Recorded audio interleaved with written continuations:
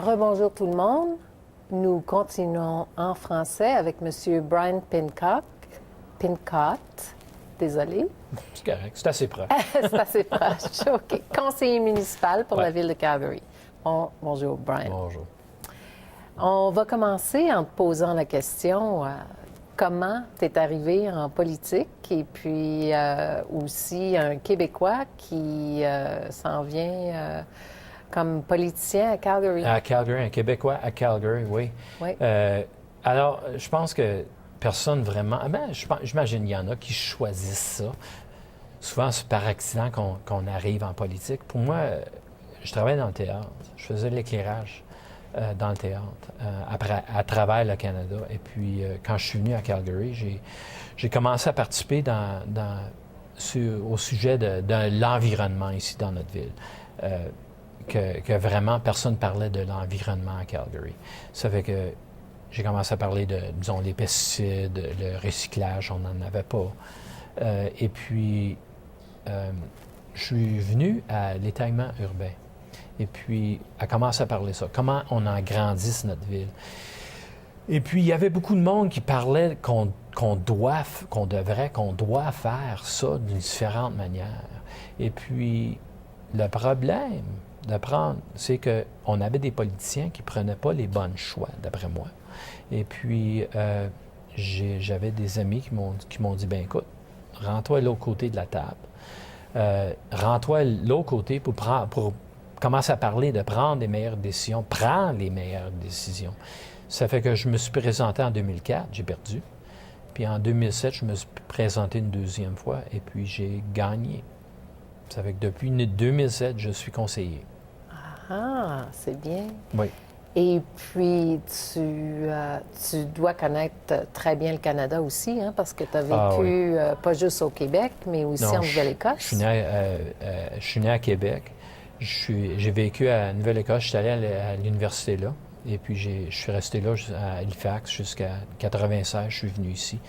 Je pense que je suis tellement chanceux parce que vraiment, là, je suis vécu à trois cultures complètement différentes au Canada. Et c'est quelque chose à célébrer, vraiment. Là. Je viens du Québec, une culture incroyable, de 400 ans. Et puis, ensuite, Nouvelle-Écosse, complètement différent. Puis se rendre à Calgary, à l'ouest, où est-ce que vraiment c'est nouveau ici. On se compare, disons, 100 ans, pas beaucoup plus que ça.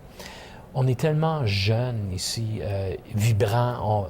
On a tout, disons, comme les jeunes, on a toute notre vie devant nous. Tu sais, c'est quelque chose de spécial d'être capable, dans le même pays, d'avoir des cultures complètement différents. C'est quelque chose. Du vieux et du jeune dans le même pays, c'est quelque chose. Les langues. Différentes langues. Les langues. Ouais. Parlant de langue, tu as présenté une motion bilingue à la ville. Oui. Bilingue. Motion était bilingue. J'ai fait mon débat complètement en français. Et puis, notre motion, c'est parce que le conseil a voté pour notre motion d'établir ou de reconnaître l'établissement de Rouleauville, notre quartier francophone ici à Calgary, comme un événement historique très important, de demander au gouvernement du Canada de le reconnaître, de reconnaître Rouleauville. Alors, quand j'ai présenté la motion, c'était pas assez bon de demander au conseil de faire ça. D'après moi, c'était vraiment important qu'on le fasse en français, qu'on faisait notre débat en français. Ça fait que j'ai commencé en français. Et puis ensuite, André Chabot, il a continué, il a fait son débat en français. Puis ensuite, notre maire, Naheed Nenshi, lui, il peut parler français aussi. Et puis, Richard Putmans peut parler français. Ça fait que tout le monde a parlé français. C'était quelque chose. J'ai bien aimé ça. Ça a duré combien de temps en français? À peu près, quoi? 10 minutes, 15 minutes peut-être? Wow, peut-être pour 10-15 minutes, on a parlé juste en français au conseil municipal à Calgary. Ça devait être une première, hein? Est-ce que c'était une Je première? pense que oui. Quelqu'un m'a dit que ça fait plus que 100 ans qu'on a fait un débat en français. Ça fait qu'on pourrait dire que c'est la première. C'est une Mais première. ce qui est important, c'est que on a célébré notre langue. On Oui. a célébré notre histoire. On a demandé au gouvernement fédéral de célébrer notre histoire, mais en le faisant, on a fait une célébration nous-mêmes. Et puis, tu sais, le monde à travers notre pays ont reconnu ça. J'ai parlé à mes collègues au Québec, puis on dit hey, vous avez parlé en français à Calgary, vous avez fait un débat complètement en français à Calgary. Ils ont su ça, tu sais, ils ont vu quelque chose.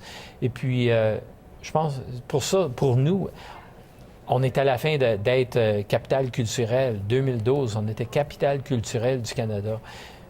C'est notre culture francophone. On doit être fiers de ça. Oui, Je le suis. c'est bien. Tu organises aussi un tour de Rouleauville samedi? Oui. Jane's Walk? Jane's Walk, oui. Le 4 mars. 4 mai. 4 mai, oui, 4 mars. Ça serait l'hiver, pas le printemps. Ah non, ça va être l'hiver tout de même, je pense. On va voir. L'hiver quand même. L'hiver quand même. Le 4 mai. Cette fin de semaine, le 4-5 mai, il va y avoir des Jane's Walk, des promenades de Jane à travers Calgary. Actuellement, à travers le Canada, c'est la 7e année. Ça va être la 6e année qu'on a ici à Calgary.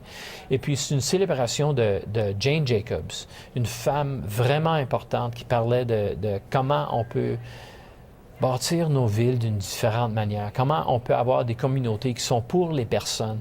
Ça fait que, parce que vraiment, là, comment on a établi notre ville, Calgary, depuis la Deuxième Guerre mondiale, depuis les années 50, là, on a bâti notre ville pour les automobiles, pas pour les personnes, pour les automobiles. Puis Jane Jacobs a commencé à parler ça, qu'on doit regarder nos communautés d'une différente manière. Ça fait qu'ils ont commencé ça en 2006 comme célébration de la vie de Jane Jacobs. Et puis, après l'année passée, j'ai fait mon Jane's Walk. Où est-ce que j'ai fait l'année passée? À Curry Barracks. J'ai demandé à Calgary Foundation, j'ai dit, j'ai une idée, je veux faire ça à Rouleauville, mais je veux le faire en français. Ça fait que samedi, 1h30, samedi après-midi, Jane's Walk, Rouleauville, en français. Fantastique, Ben ouais. fantastique. J'espère que tu vas avoir un très bon groupe qui va t'accompagner. J'espère, mais on va voir. C'est une promenade.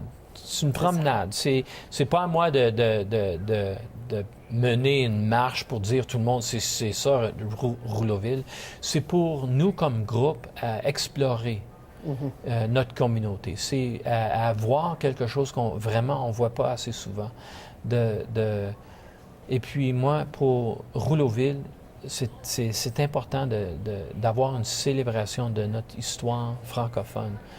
On a une histoire plus que 100 ans, tu sais, une histoire francophone ici à Calgary. Puis je pense que c'est quelque chose que le monde ne connaisse pas. Pas beaucoup, non. Non, c'est vrai. C'est bien. Et puis, tu as été élu aussi comme président du réseau francophone de la Fédération des municipalités canadiennes. Imagine, un anglophone de Calgary qui est président du réseau francophone canadien. Oui, c'est arrivé l'année passée. Et puis, le réseau francophone au FCM, Fédération canadienne des municipalités, c'est pour supporter les communautés francophones, pour qu'ils puissent participer, pas tout simplement dans leur communauté, mais nationale, au Canada, qui peuvent participer sur la scène nationale. Et puis, pour les villes, les communautés, les villes au Québec, il n'y a rien là. C'est assez facile pour eux autres de participer au Québec. Mais pour qu'ils puissent participer au reste du Canada dans leur langue, c'est important. Et puis, pour les communautés, en Alberta, au nord de l'Alberta, tu sais, on en a des communautés francophones pour qu'ils savent qu'ils peuvent aller au FCM, puis parler et travailler et participer en français, c'est tellement important. Et puis, c'est ça maintenant notre mission du réseau francophone, pour supporter les francophones et les communautés francophones à travers le Canada. Puis il y en a combien à peu près de municipalités hors Québec qui sont francophones et qui participent au réseau? Maintenant, on a probablement une vingtaine, plutôt dans Nouveau-Brunswick et puis Manitoba. Ça fait que il y a vraiment des communautés vraiment établies, là. Il y a des organismes, des organisations bilingues, et francophones et bilingues dans ces deux provinces. Mais il y a des municipalités... Saskatchewan, Saskatchewan, il y en a, mais ça participe un peu moins. Okay. Mais je pense que c'est ça. Ça fait qu'il y a une vingtaine, mais sont plutôt à Manitoba, à part du Québec, sont plutôt au Manitoba, au Nouveau-Brunswick. Je pense que c'est pour ça, c'est vraiment... Ils ne voient pas qu'ils peuvent engager avec le monde. Ils ne peuvent pas engager avec leurs collègues sur la scène nationale dans leur langue. Ça fait qu'ils évitent de participer. C'est pas bon. Ça fait que maintenant, le FCM a la traduction simultanée à tous leurs meetings, à toutes les conférences, à toutes les réunions. Ça va être complètement bilingue. Ça fait que dès mars cette année, la langue, c'est plus une barrière.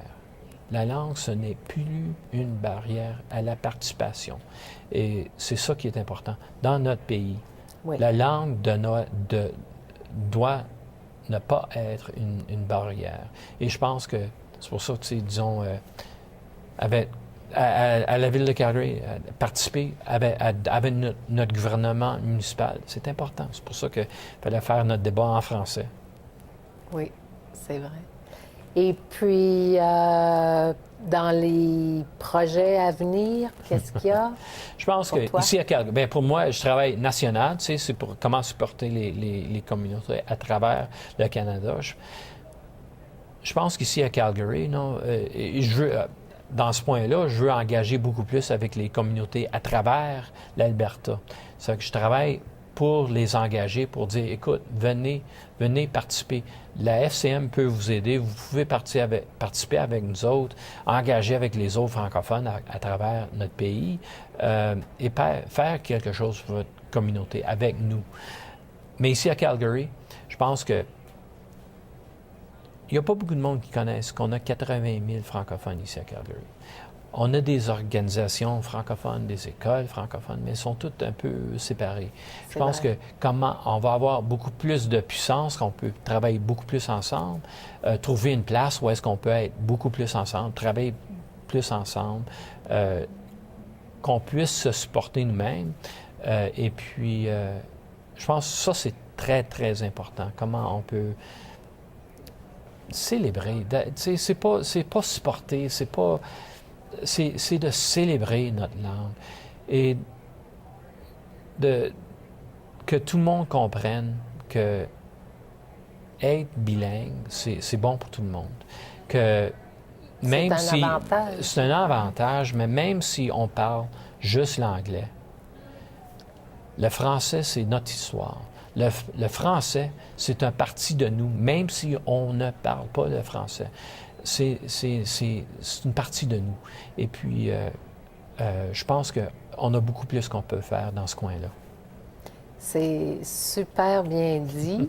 Et puis, on invite les francophiles et puis aussi les anglophones à se joindre à toi pour la marche et puis pour tous les projets qu'il va y avoir. Oui. Et puis, je pense que, alors, Rouleauville, c'est une place, quartier historique incroyable. Oui. Merci beaucoup, Brian, Plaisir, de t'être joint à nous. Merci tout le monde et à la prochaine.